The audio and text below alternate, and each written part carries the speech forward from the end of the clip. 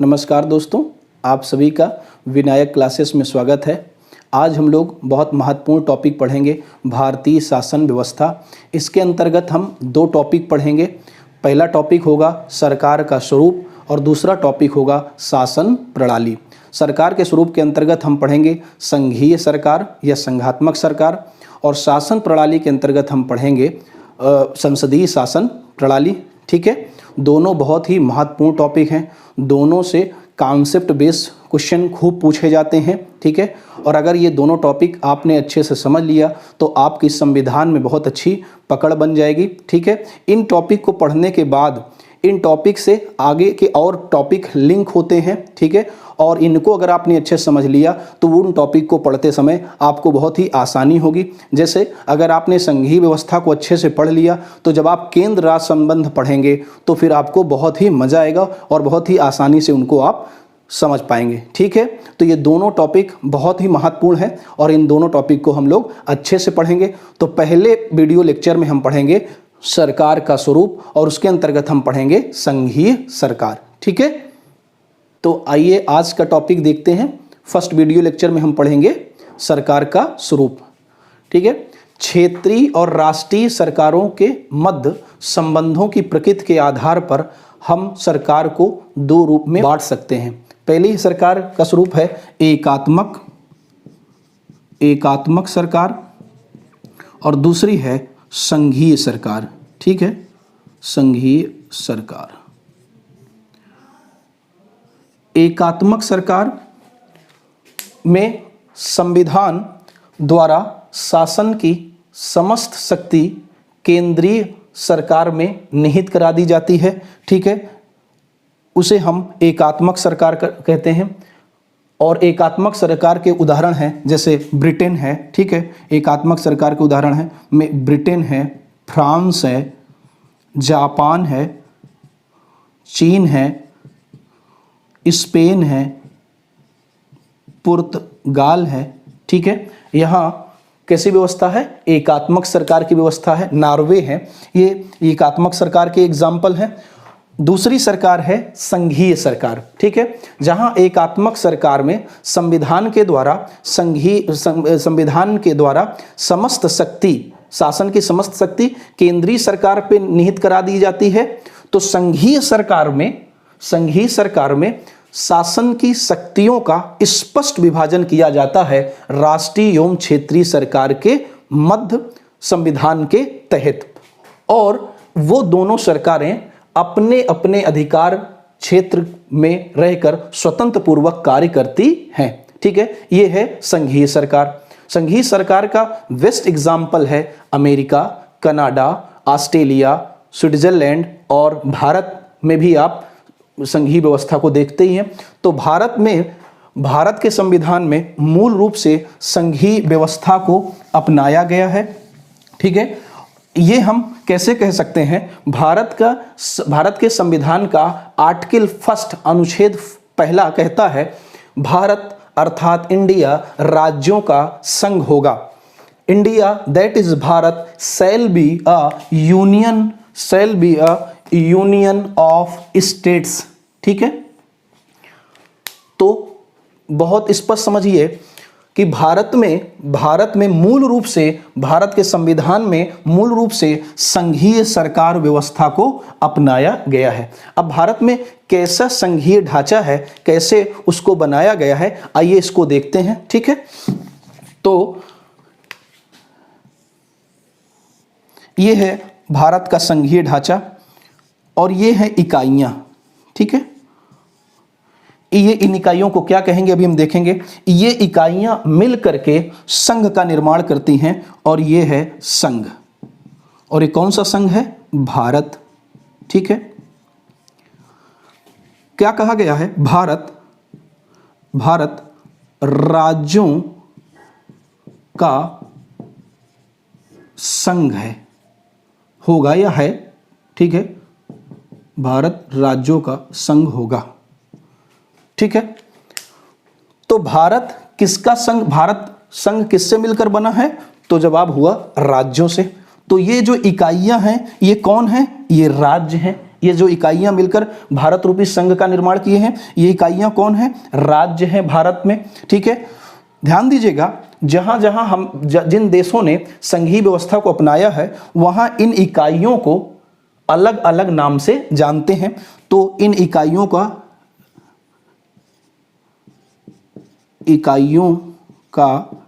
नाम देख लेते हैं। इकाइयों का नाम देखते हैं। जैसे यूएसए में, अमेरिका में इन इकाइयों को क्या बोलते हैं? राज्य बोलते हैं। ठीक है, स्विट्जरलैंड में इन इकाइयों को कैंटोन कहते हैं। ठीक है, कनाडा में इन इकाइयों को प्रांत कहते हैं। रूस में इन इकाइयों को गणतंत्र कहते हैं। और भारत में इन इकाइयों को क्या कहते हैं? राज्य कहते हैं। ठीक है, तो ये इकाइयां मिलकर के क्या बनाती हैं? संघ बना रही हैं। ठीक है, तो भारत किसका संघ है? राज्यों का संघ है।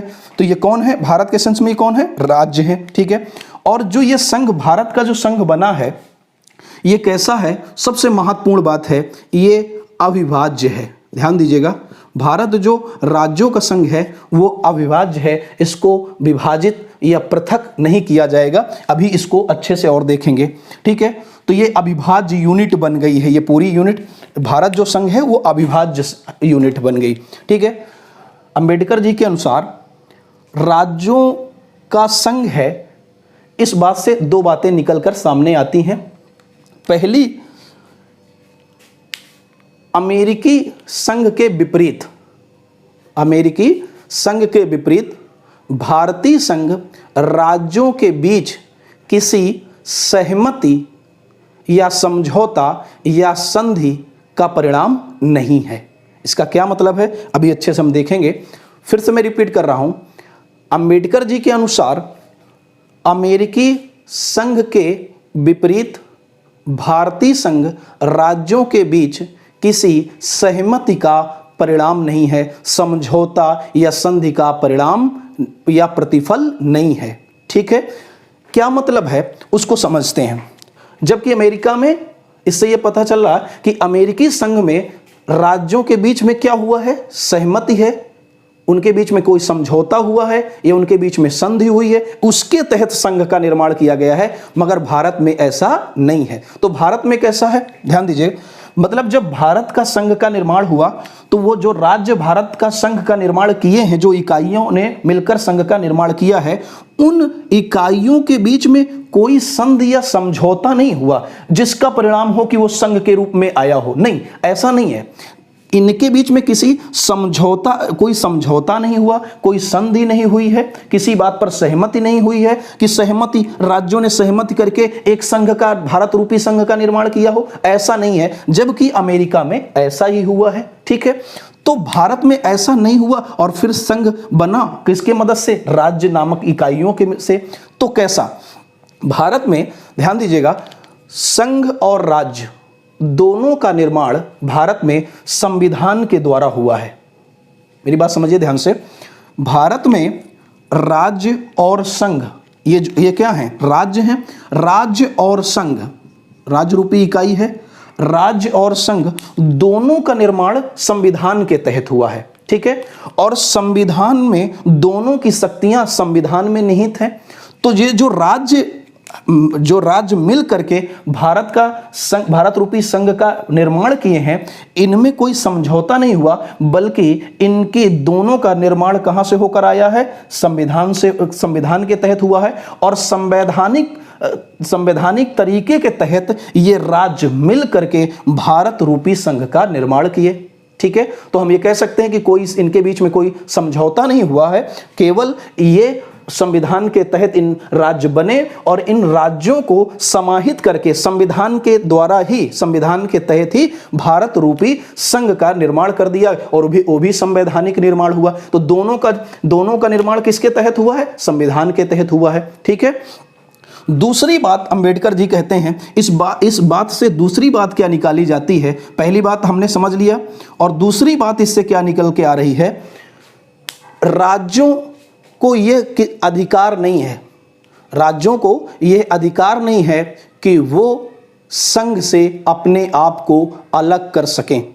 ध्यान दीजिएगा, किसी भी राज्य को संघ से अलग होने का अधिकार नहीं है। दूसरी बात, इससे भारत राज्यों का संघ है, इससे दो बातें अंबेडकर जी के अनुसार दो बातें निकल कर आती हैं।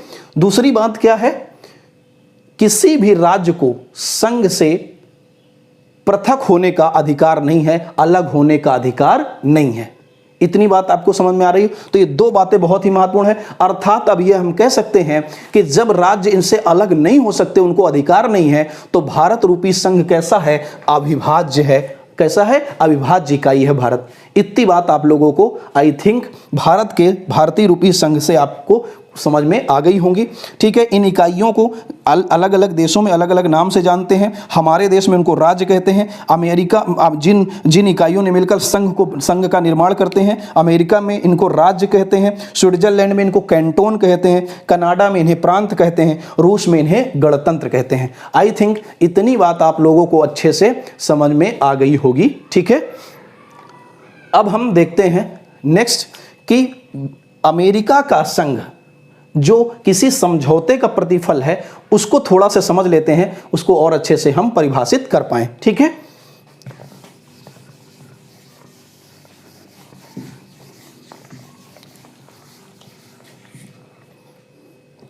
तो ध्यान दीजिएगा, संघ शासन शब्द, संघ शासन शब्द लैटिन शब्द, संघ शासन शब्द लैटिन शब्द फोएडस से लिया गया है। किससे लिया गया है?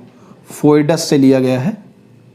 इंग्लिश में FOEDUS, फोएडस से लिया गया है,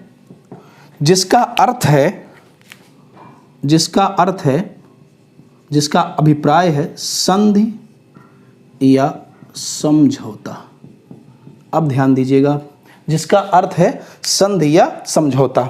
ठीक है, तो अब हम ये कह सकते हैं इस तरह से संघ शासन एक नया राज्य है। ठीक है, एक नया राज्य हम कह सकते हैं, नया राज्य है जिसे विभिन्न इकाइयों के बीच संधि या समझौते के तहत निर्मित किया गया है। तो संघ एक ऐसा नया राज्य है जिसे विभिन्न इकाइयों के बीच संधि या समझौते के तहत निर्मित किया गया है। तो समझ में आ रहा है कि संधि या समझौते के तहत हम राज्य को नया राज्य बना रहे हैं, या कहिए संघ को बना रहे हैं। उनके बीच जो इकाइयां हैं उनके बीच क्या हो रहा है? संधि या समझौता हो रहा है। भारत में तो ऐसा नहीं हो रहा था, मगर अमेरिका में जो संघ बना है, अमेरिकी संघ जो है, इसलिए हमने कहा अमेरिकी संघ के विपरीत भारत में। और अमेरिकी संघ में क्या है कि अमेरिकी संघ जो बना है वो इकाइयों के बीच संधि या समझौते के तहत उसका संघ का निर्माण किया गया है। ये बात समझ में आ गई? तो अमेरिका में संघ बना है वो इकाइयों के बीच में संधि या समझौते का परिणाम है। इतनी बात आपको आई थिंक समझ में आ गई होगी। ठीक है, अब देखते हैं जो संघ निर्मित है, संघ का जो निर्माण है वो मुख्य रूप से दो कारणों से संघ का निर्माण होता है। हम ये कह सकते हैं जो संघ शासन का जो निर्माण है, संघ शासन का निर्माण मुख्य रूप से दो कारणों के चलते होता है। संघ शासन का निर्माण एक है एकीकरण, वेरी इंपॉर्टेंट, और एक है विभेदीकरण। ध्यान दीजिएगा, जो भी संघ निर्मित होते हैं, संघ शासन, वो दो कारणों से मुख्य रूप से निर्मित होते हैं। एक है एकीकरण और दूसरा है विभेदीकरण। ध्यान दीजिएगा, अमेरिका भी गुलाम था अंग्रेजों के। तो जब अमेरिका के राज्य स्वतंत्र हुए, अमेरिका में 1775 से 83 के बीच में आंदोलन हुए, क्रांति हुई, और इसके बाद उस क्रांति का परिणाम था कि अमेरिकी राज्य स्वतंत्र हुए। और जब स्वतंत्र हुए तो वो राज्य जो सैन्य रूप से कमजोर थे, ध्यान दीजिएगा, वो राज्य, वो इकाइयां, हम कह सकते हैं वो इकाइयां जो सैन्य रूप से कमजोर थी या आर्थिक रूप से कमजोर थी, तो उन लोगों ने अपने अपने हितों के हिसाब से संधि या समझौता किया, ठीक है, सहमति बनाई और उसके तहत एक मजबूत सशक्त संघ का निर्माण किया, ठीक है, और उसी का परिणाम था अमेरिकी संघ। तो अमेरिकी संघ का निर्माण समझ में आया। इकाइयों के बीच में क्या हुआ, संधि या समझौता, एकीकरण के द्वारा अमेरिकी संघ का निर्माण हुआ है। एकीकरण का बेस्ट उदाहरण हमने बताया यूएसए का, और विभेदीकरण का एग्जाम्पल है कनाडा का संघ, ठीक है। तो इस तरह से अमेरिकी संघ का निर्माण किया गया और इस तरह अमेरिकी संघ दुनिया का प्रथम एवं प्राचीनतम संघीय शक्ति वाला देश है, ठीक है। तो हमारा जो संघ है वो अमेरिकी संघ से भिन्न है, ये हम समझ में हमारे ये बात आ गई, ठीक है। अब हम देखेंगे कि अपने संघ का थोड़ा इतिहास देख लेते हैं, ठीक है। हमारे संघ का, अपना भारतीय संघ की जो इतिहास है उसको थोड़ा देख लेते हैं, ठीक है।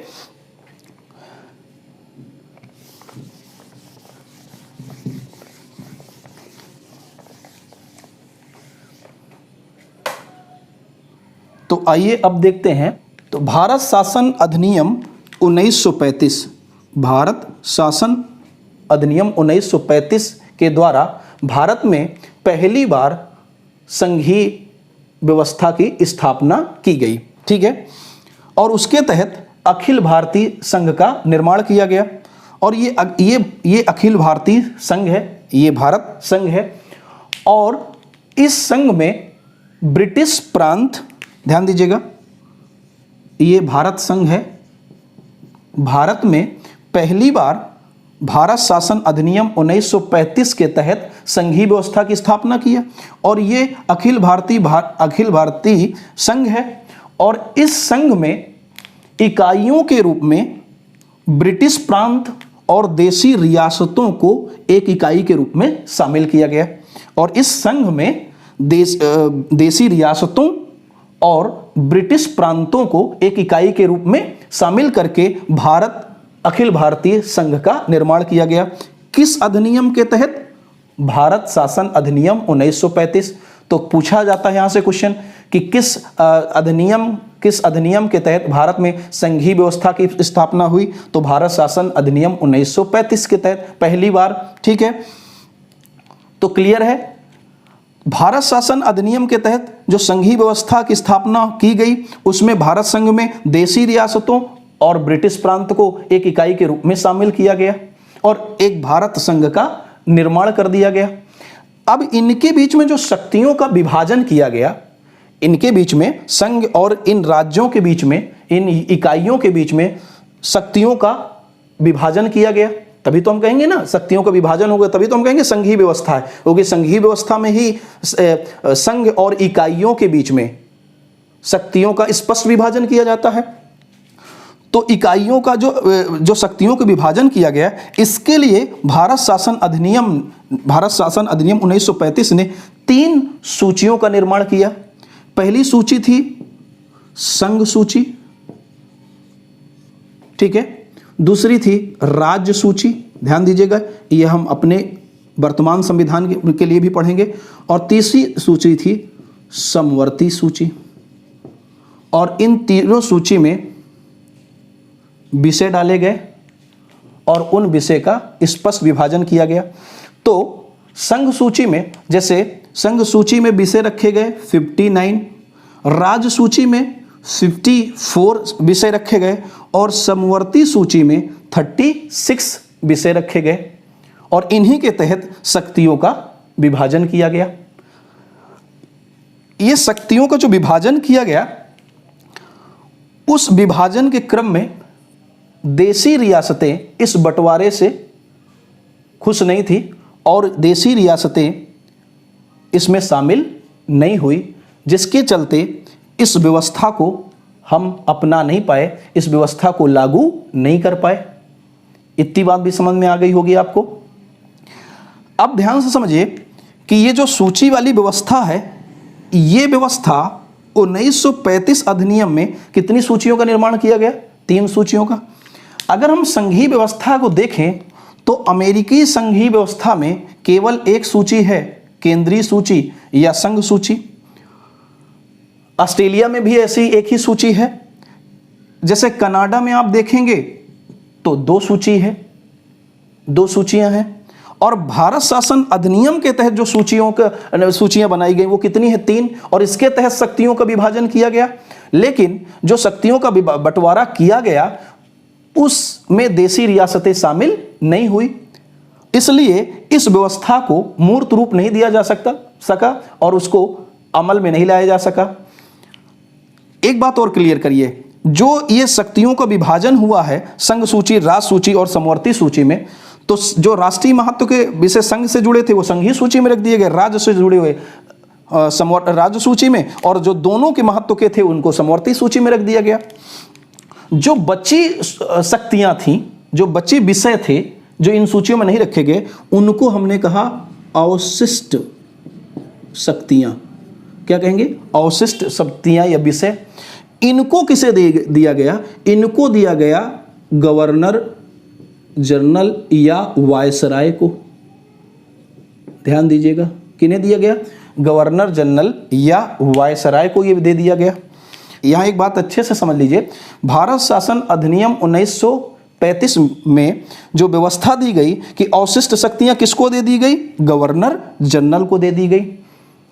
वर्तमान संविधान में एक परिवर्तन के साथ इस व्यवस्था को अपनाया गया, और वो व्यवस्था क्या है? जो अवशिष्ट शक्तियां 1935 अधिनियम के तहत गवर्नर जनरल को दी गई थी, वो किसे दे दी गई हैं? वो दे दी गई हैं केंद्र को। किसको दे दी गई भैया? केंद्र को दे दी गई, अर्थात हम उसको कह सकते हैं संघ को दे दी गई। तो जो अवशिष्ट शक्तियां पहले भारत शासन अधिनियम 1935 के तहत वायसराय को मिल रही थी, गवर्नर जनरल को मिल रही थी, वर्तमान संविधान में एक परिवर्तन के साथ, ध्यान दीजिएगा, एक परिवर्तन के साथ उन अवशिष्ट शक्तियों को किसे दे दिया गया? केंद्र को या संघ को। और ये जो व्यवस्था है, अवशिष्ट शक्तियां जो केंद्र को दी गई, ये व्यवस्था कहां से लिया गया भैया? ये व्यवस्था ली गई कनाडा के संविधान से। इसीलिए हम कहते हैं कि भारतीय संघीय व्यवस्था कनाडा मॉडल पे आधारित है, कनाडाई मॉडल पर आधारित है। ध्यान दीजिएगा। तो इस तरह से पूछा जाए कि भारतीय संघीय व्यवस्था किस मॉडल पे है, किसके द्वारा ली गई, कहां से ली गई, तो कनाडा। और अवशिष्ट शक्तियां केंद्र को दी गई, ये व्यवस्था कहां से ली गई? ये भी कहां से ली गई? कनाडा से। इतनी बात, हाँ ध्यान दीजिएगा, भारत शासन अधिनियम को हमने संविधान की विशेषता टॉपिक में भी बोल चुके हैं कि भारत शासन अधिनियम का बहुत हिस्सा हमारे संविधान में एज इट इज यूज हुआ है। तो ये जो शक्तियों के विभाजन के लिए जो 3 सूची वाली व्यवस्था की गई, ये विश्व के किसी और देश में तो थी नहीं, हमने देख लिया, कहीं 1 है तो कहीं 2 है। केवल 3 सूचियों की व्यवस्था किस अधिनियम के तहत की गई थी? भारत शासन अधिनियम के तहत। इस तरह के भी क्वेश्चन अगर आपसे पूछें तो आप आसानी से इनका जवाब दे पाएंगे। अब ध्यान से सुनिए, अवशिष्ट शक्तियां जो किसको दी गई? केंद्र को दी गई। इससे अभी से ये बात समझ में आने लगी है कि पलड़ा किसका भारी हो रहा है, कौन पावरफुल हो रहा है, कौन सशक्त हो रहा है, किधर की ओर झुकाव हो रहा है, तो जवाब होगा केंद्र की ओर। और इसीलिए हमारा केंद्र, जो वर्तमान संविधान है, उस व्यवस्था में हमारे केंद्र को ज्यादा मजबूत बनाया गया है, सशक्त बनाया गया है। अब जो आइडियल संघीय ढांचा है, उसके तहत जो अमेरिका का अगर हम उदाहरण करें तो उसमें राज्यों को ज्यादा शक्तियां प्राप्त हैं, और हम अपनी शक्तियां ज्यादा शक्तियां किसको दे रहे हैं? केंद्र की ओर दे रहे हैं।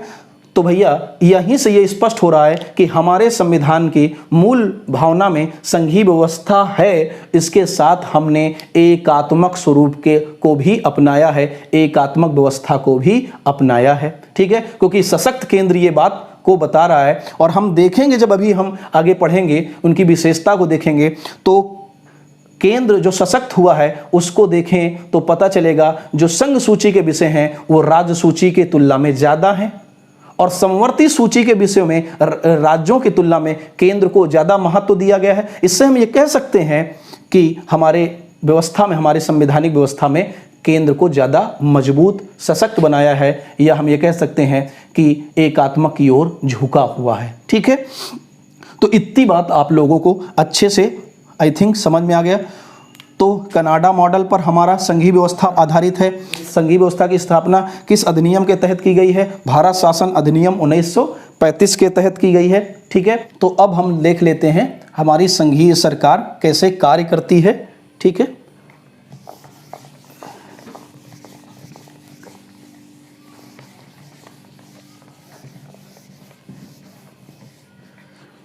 इसको भी इरेज कर दें। भारत के संविधान में संघीय सरकार व्यवस्था को अपनाया गया, ये आपको पता भी हो गया। भारत राज्यों का संघ है, ये भी आपने जान लिया। अब हम इसकी कैसी संघीय सरकार कार्य करती है उसको थोड़ा देख लेते हैं। तो ये संघ है, ठीक है, और ये राज्य, इन्हीं से मिलकर तो संघ बना था। इनके बीच में शक्तियों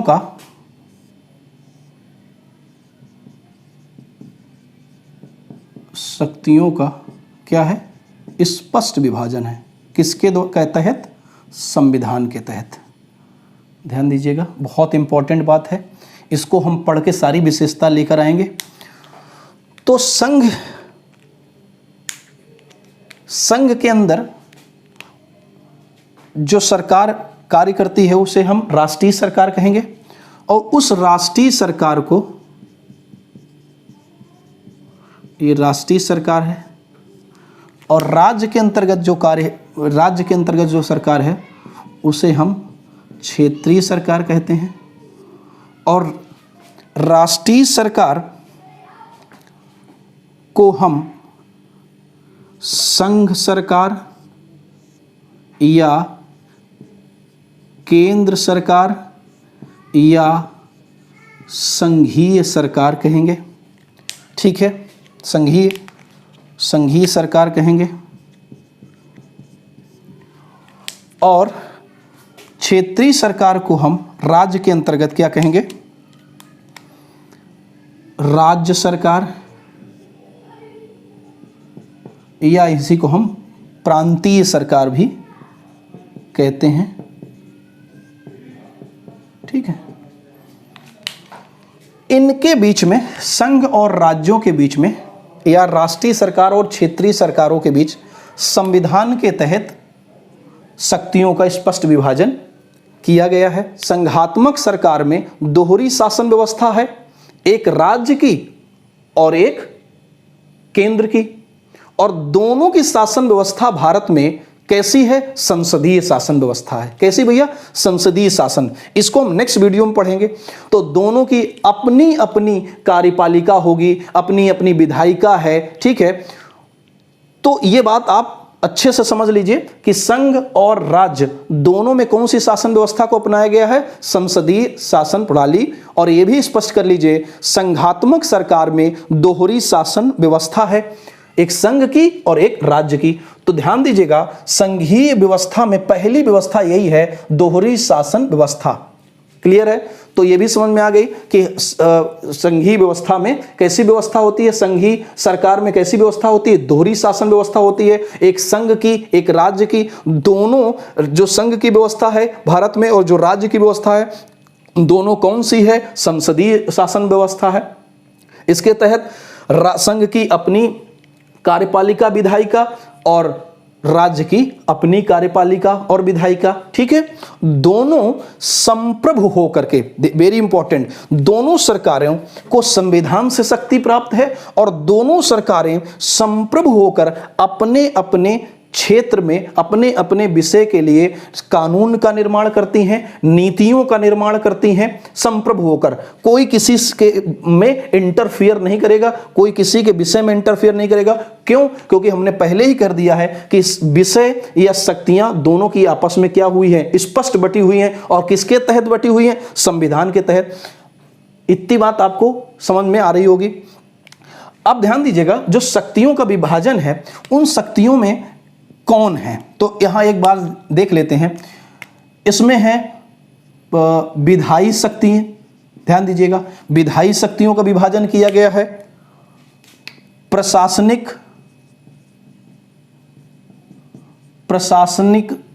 शक्तियों का विभाजन है, वित्तीय शक्तियों का विभाजन है, ध्यान दीजिएगा, लेकिन न्यायिक व्यवस्था का विभाजन नहीं किया गया, न्यायिक शक्ति का विभाजन नहीं किया गया, क्योंकि भारत में न्याय व्यवस्था कैसी है, एकीकृत है, सबके लिए एक ही है। तो विधायी शक्तियों का विभाजन है केंद्र और राज्य के बीच में, प्रशासनिक शक्तियों का विभाजन है, वित्तीय शक्तियों का विभाजन किया गया है। अब ये जो विभाजन, शक्तियों का विभाजन है, उनको हम इन विशेषताओं के साथ जोड़कर देखेंगे। तो दोहरी शासन व्यवस्था है। दोहरी शासन व्यवस्था में आपने देखा दोनों राज्य और केंद्र संसदीय शासन प्रणाली को अपनाते हैं, और दोनों को जो शक्तियां स्पष्ट रूप से संविधान ने दे रखी है, उसके दायरे में रहकर ही संप्रभु तरीके से अपने अपने क्षेत्र पे कार्य करते हैं। इतनी बात आपको समझ में आ गई। इससे ये स्पष्ट हो रहा है कि जब ये शक्तियों का विभाजन संविधान के द्वारा किया गया है, संविधान के तहत किया गया है, तो मतलब संविधान ही क्या है, सर्वोच्च है। उसकी बात को दोनों को मानना है, उसके बियॉन्ड नहीं जाना, अर्थात कोई कानून ऐसा नहीं बनाना है दोनों को जो संविधान की सर्वोच्चता का हनन करे, ठीक है। और अगर संविधान के सर्वोच्चता का हनन हो रहा है, ऐसा कोई कानून बन रहा है जो संवैधानिक मर्यादा, संवैधानिक व्यवस्था के खिलाफ बन रहा है इन दोनों के द्वारा, संघ या राज्य के द्वारा, तो हमारे पास क्या है भैया, स्वतंत्र न्यायपालिका है। और ये स्वतंत्र न्यायपालिका की जो व्यवस्था है, इसके मूल दो ही उद्देश्य हैं। पहला कि अगर संविधान की सर्वोच्चता का हनन हो रहा हो, संविधान की सर्वोच्चता खतरे में हो रही हो, ऐसा राज्य और संघ ऐसा कोई कानून का निर्माण कर रहे हो, तो न्यायपालिका उसकी न्यायिक पुनर्विलोकन करे और ऐसे कानून को खारिज कर सके, जिससे संविधान की सर्वोच्चता बनी रहे। दूसरा, स्वतंत्र न्यायपालिका का दूसरा जो मूल उद्देश्य है, जब भी केंद्र और राज्य के बीच में कोई भी विवाद आए तो उस विवाद का निपटारा कर सके, इसलिए स्वतंत्र न्यायपालिका की व्यवस्था की गई है। तो यह भी विशेषता आपको कवर हो गई, ये विशेषता भी आपने देख लिया, ठीक है। स्वतंत्र न्यायपालिका की व्यवस्था आपने देख लिया, संविधान सर्वोच्च होगा, उसी के दायरे में ये लोग रह के कार्य करेंगे। अब ध्यान से समझिए, संघीय व्यवस्था का सबसे मूल तथ्य ही यही है, शक्तियों का स्पष्ट विभाजन संविधान के तहत, मूलभूत तत्व है ये संघीय व्यवस्था का। अब आप ये देखते हैं कि अगर संविधान में स्पष्ट रूप से चीजें लिखी नहीं होंगी कि ये आपकी है, ये विषय आपका है, तो फिर आगे चल करके प्रॉब्लम हो जाएगी, कौन किसका विषय है, और वो एक दूसरे के विषय में इंटरफेयर करेंगे, ठीक है। तो स्पष्ट लिखा होना जरूरी है। अगर गतिरोध को समाप्त करना है तो स्पष्ट रूप से हम लिख दें कि कौन किसकी व्यवस्था है, कौन किसकी शक्ति है। इसलिए हमको क्या जरूरत, हमें क्या जरूरत है, लिखित संविधान की जरूरत है। ये देखिए आगे भैया, लिखित संविधान होगा तभी स्पष्ट शक्तियां पता चलेगी कौन किसकी है, और उसी दायरे में लोग अपने अपने कानून का निर्माण करेंगे। अब दूसरा पॉइंट ये है, ध्यान से देखिए, कठोर संविधान। कठोर संविधान आपने देखा है पिछली क्लास में कि संसद को यह शक्ति है कि वो आर्टिकल 368 के तहत संविधान में संशोधन कर सकता है, मगर ऐसा संशोधन नहीं करे जिससे कि संविधान के मूलभूत ढांचा नष्ट हो। अब इसमें दो व्यवस्था की गई है। एक हमने पढ़ा था विशेष बहुमत 368 के तहत दो प्रावधान है, और एक है विशेष बहुमत प्लस राज्यों का अनुसमर्थन, आधे से अधिक राज्यों का। तो इस व्यवस्था के तहत जब भी भारत में कोई संघीय ढांचे से जुड़ा हुआ कोई विषय होता है और उससे जुड़ा हुआ कोई विषय है और उसमें बदलना है, कोई संशोधन करना है, तो संसद को आधे से अधिक राज्यों का समर्थन की आवश्यकता होती है। जैसे अगर राष्ट्रपति के निर्वाचन प्रक्रिया को, निर्वाचक मंडल को, निर्वाचन रीति को बदलना है तो आपको राज्यों से समर्थन लेने की जरूरत पड़ेगी। राज्य से उस राज्यों का, उसमें आपको राज्यों का सहयोग चाहिए। राज्यों के विधानमंडल द्वारा उसे पारित किया जाना चाहिए, आधे से अधिक राज्यों के द्वारा। जैसे अभी हाल में जीएसटी आया, तो जीएसटी राज्यों से भी जुड़ा हुआ विषय है, इसलिए जब ये विषय संसद में रखा गया तो संसद के पारित होने के बाद इसे आधे से अधिक राज्यों ने जब अनुमोदित कर दिया, तभी ये संवैधानिक हो पाया और ये लागू हुआ। ठीक है, तो संवैधानिक ढांचे से जुड़े हुए जो भी विषय हैं उनमें अगर बदलाव करना है तो राज्यों का अनुसमर्थन चाहिए, और ये हमारे कठोर संविधान की व्यवस्था को दर्शाते हैं। एक बात यहाँ और देख लीजिएगा, जो हम आगे यहाँ पर देखेंगे भी, हमारा संविधान कठोर तो हमने बता दिया, तो लिखित होना चाहिए, कठोर संविधान है, स्वतंत्र न्यायपालिका है, शक्तियों का स्पष्ट विभाजन, मैंने आपसे कहा शक्तियों का स्पष्ट विभाजन है। तो यहाँ पर फिर वही 3 सूची की व्यवस्था कहाँ से ली गई? भारत शासन अधिनियम। तो संघ सूची है, इसमें राष्ट्रीय महत्व के विषय रखे गए हैं और वर्तमान में इसमें 100 विषय के आसपास हैं। मूल रूप से इसमें कितने विषय थे? 97। इसी प्रकार से राज्य सूची है, और राज्य सूची में वर्तमान में 60 सब विषय हैं, और मूल रूप से आई थिंक 66 विषय थे। इसी तरह राज्य समवर्ती सूची है, समवर्ती सूची में वर्तमान में 52, समवर्ती सूची में वर्तमान में 52 और मूल रूप से 47 विषय थे। तो ये जो शक्तियों का स्पष्ट विभाजन कर दिया गया है, संविधान के तहत कर दिया है, लिखित रूप से है, और उसी के दायरे में रहकर संप्रभु होकर के ये अपनी शक्तियों का प्रयोग करें। इसमें राष्ट्रीय महत्व को विषय को रखे गए हैं, जैसे बीमा है, रक्षा है, विदेश है, संचार है, आदि विषयों को यहाँ पर रखा गया है। इसमें जैसे कृषि है, पुलिस है, ठीक है, इसमें जैसे शिक्षा है, वन है, ये विषय को रखा गया है। समवर्ती सूची में राज्य और केंद्र दोनों के महत्व के विषयों को रखा गया है। राज्य सूची में राज्य के महत्व के विषय रखे गए हैं, और संघ सूची में राष्ट्रीय महत्व के विषय रखे गए हैं। ठीक है, तो ये रही आपकी संविधान की संघीय विशेषता। ठीक है, और आपने इनको अच्छे से समझा भी होगा आई थिंक। और हम जो नेक्स्ट वीडियो होगा जिसमें हम संसदीय शासन प्रणाली पढ़ेंगे, उसमें हम एकात्मक विशेषताओं को थोड़ा सा देखेंगे, क्योंकि वीडियो लेक्चर बड़ा हो रहा है और संसदीय शासन प्रणाली थोड़ा छोटा टॉपिक भी है, तो उसके साथ हम ये एकात्मक विशेषताओं को जोड़कर पढ़ लेंगे। ठीक है, तो नमस्कार। अब हम लोग मिलते हैं नेक्स्ट वीडियो में। ठीक है, थैंक यू।